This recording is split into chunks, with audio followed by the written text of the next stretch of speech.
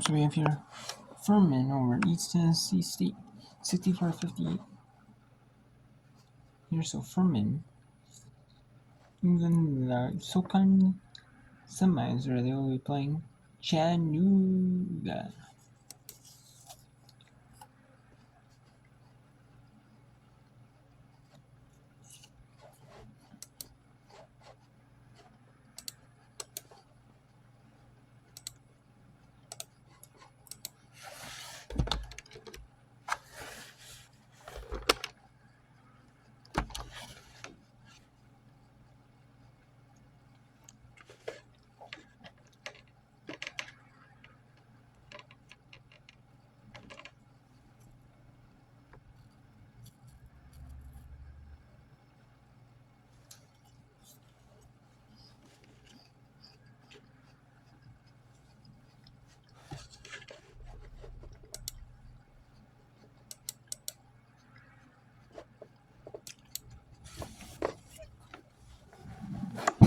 Hey.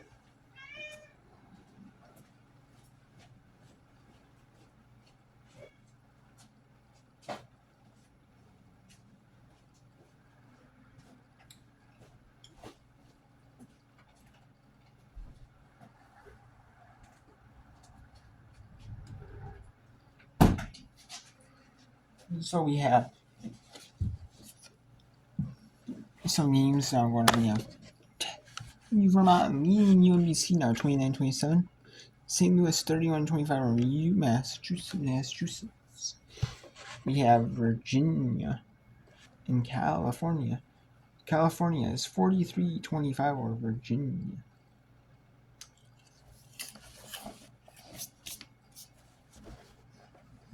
Make it 46-25. We have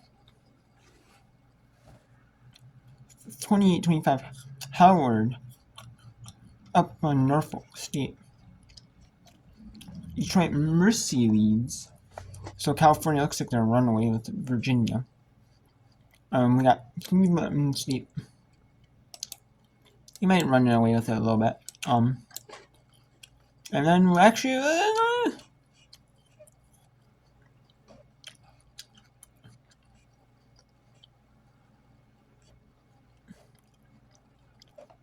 yeah, let's actually bring in the number. Let's bring in them.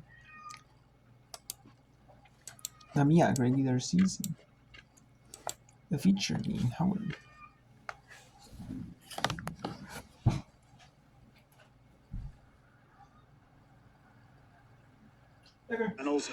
Because of the turnover in the Colonials roster. Boy, this has been a huge improvement from last year to this year for this RMU club. It's a huge undertaking. Anytime you rebuild a roster, you want to see what pieces you have to work with, what pieces are coming in, and more importantly than anything, how well will they complement.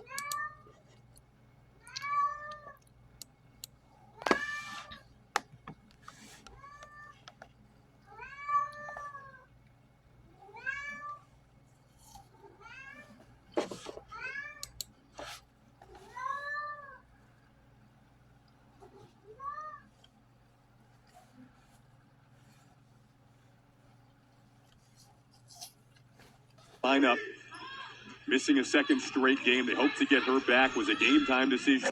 They want to get her back next week for the MEAC tournament. But Howell's role more than elevated today, especially scoring-wise, because King averages 12 a game. It was Howell that went on her own personal 8-0 run at the end of the first quarter, into the second quarter, that led to Howard taking a lead. They haven't surrendered since then. Right on cue, it's Howell. Quick shot, didn't hesitate.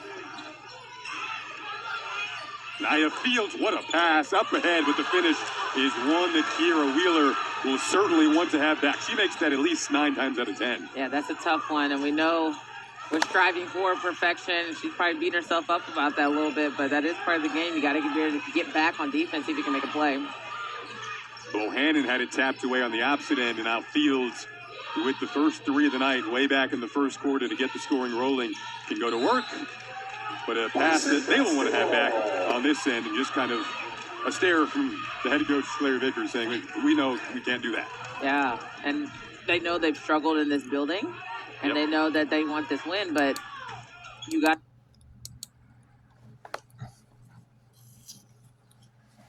And yeah.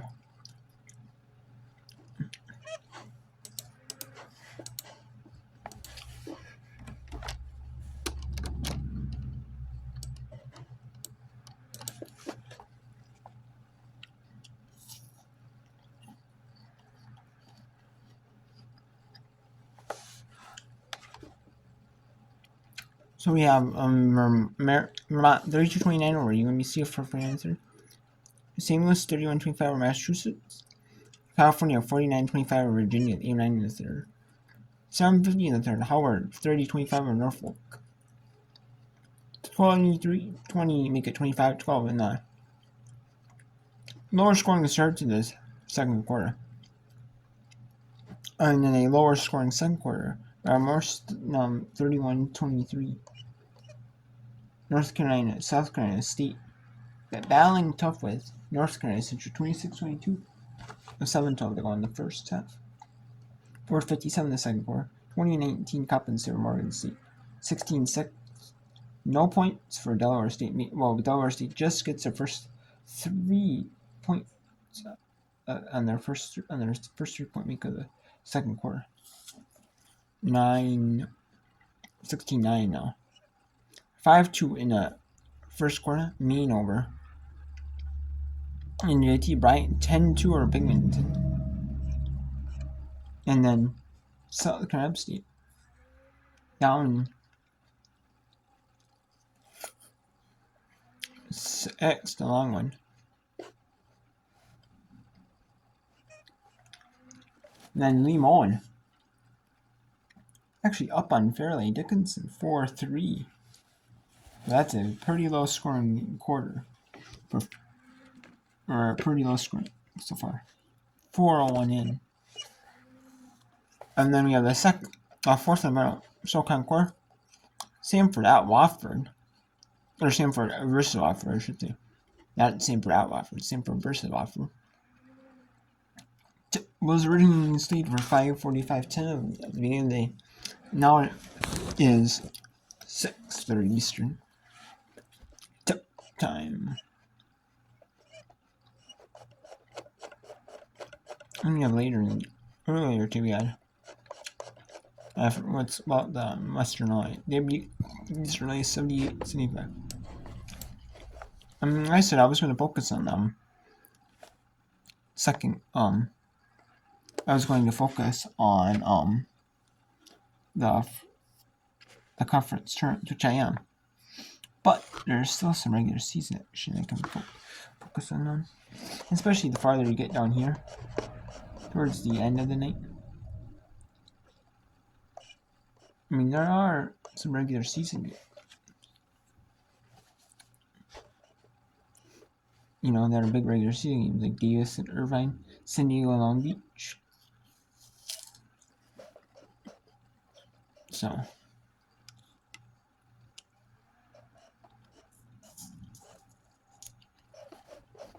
yeah. We got Illinois State, Missouri State, a big game in the Missouri Valley. Tennessee Liberty. St. Fairfield featured Metro Athletic Conference game on ESPNU. It's part of the agreement with the Metro Athletic Conference.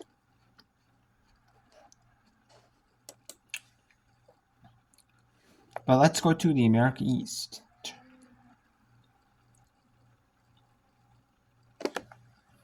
Vermont is safely in the WNIT. However, they do not want to just make it to WNIT. They want to make it to the NCAAs. And Vermont is leading by 5 here with 4:15 to go in the third. Walker, guarded by Prieta. Gilby just got wiped out. But it's going to be a foul on Vermont.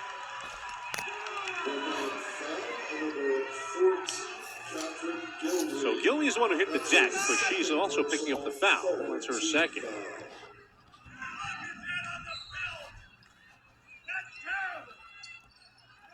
Inbound to Walker. Walker for Sanchez. Back out for Yanez.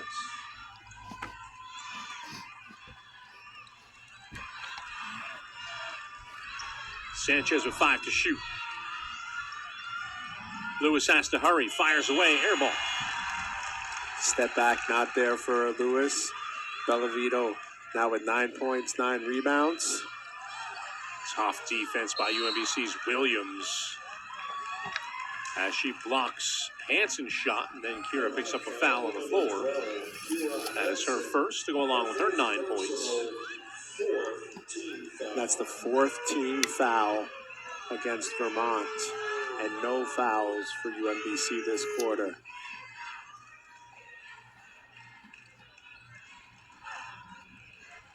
Yanez for Walker.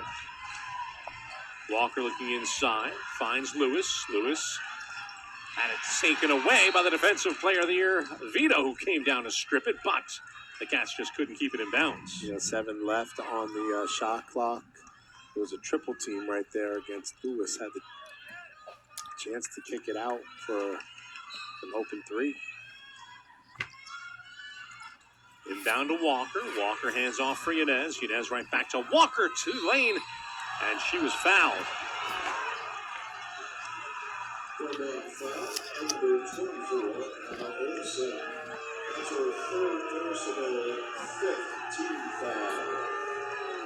Five fouls to none, and the natives are restless.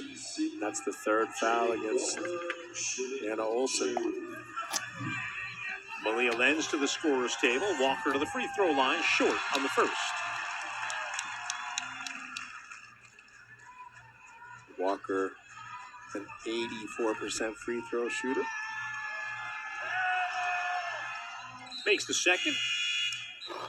Lenz will check in for Olsen, who'll get a breather here with 3:13 left.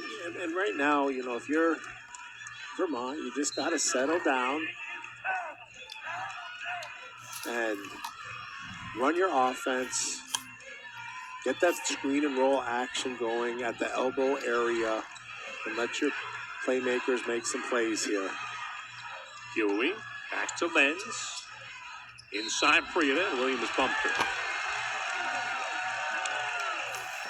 Much to the delight of the home crowd. Playoff basketball. Bellamy's going to check back in. Not for Williams, though. They're going to get Lewis out of the game. Catamounts with a 4-point lead. Lenz. Now for Gilwey, and the Catamounts into their offense now with 12 to shoot. Cat Gilwey spins to the left. Back to the right through the screen by Prieta. Hanson pops out. Skirts through 2 defenders. Knocks down a jumper. Great action by Vermont. Hanson able to split and get through the cracks and the seams and pull up and knock it down. She's got 11. Yanez lobs it back out for Walker. Walker travels. Took that extra little half step after cradling and didn't continue on to the basket. She'd have been okay if she'd tried to go up, but she wasn't quite ready for that. So it's a turnover by UMBC, and the Catamounts looking to expand on a 6-point lead.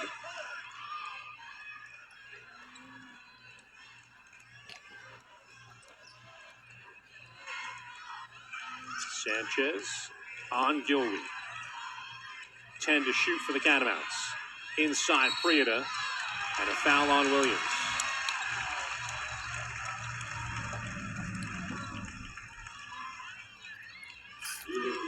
Second team foul. The ball pressure of UMBC getting into the lane, extremely good, but Vermont is just keeping it at bay, not turning it over and allowing UMBC to get easy buckets.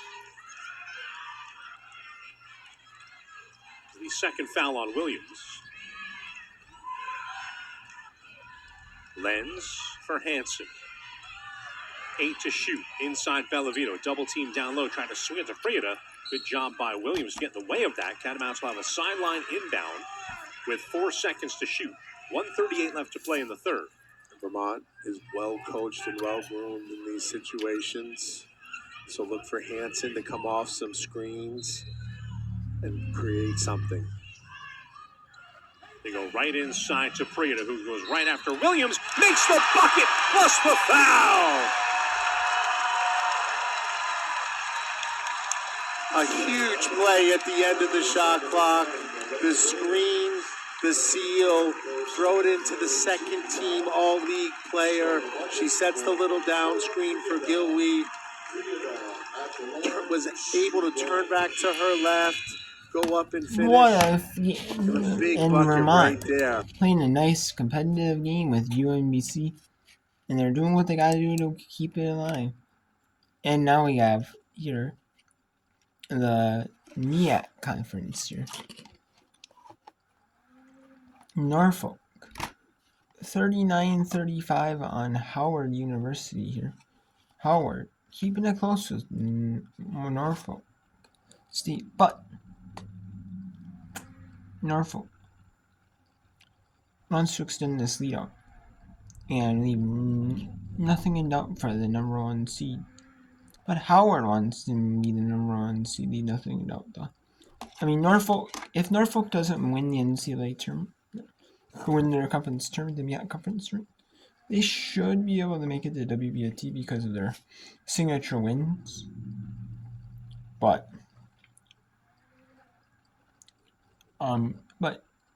however, you don't want to make it to the WBT.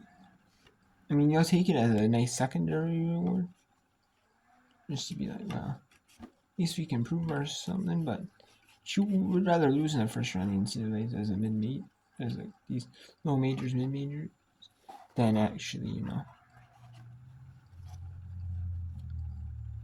and lose in the conference tournament and make it to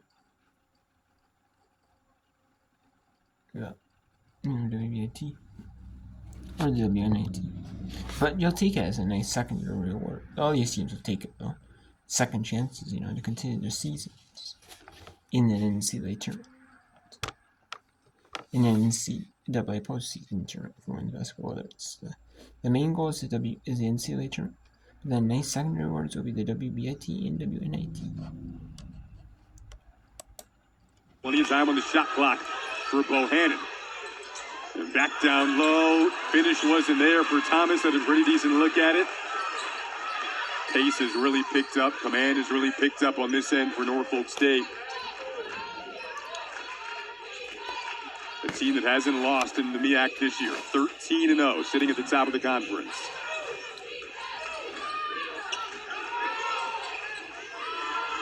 Kick out in the corner 3. Would have been big had that gone down. Howard catches a break. Bohannon couldn't catch the pass, though. Johnson saw the lead pass all the way up to DeBriah Clark. Follow-up bid is good. Wheeler's starting to find her rhythm as well. She doesn't necessarily need a pass to score. No, she doesn't, and that's what's gonna make she's gonna be able to make some money doing just that. On that, being able to go get the rebound, put it back up for contact. Quick score the other way from Thomas. Felt like a good momentum bucket for Howard to try to answer back. It's a 6-point game with 1:32 to go here in the third in D.C.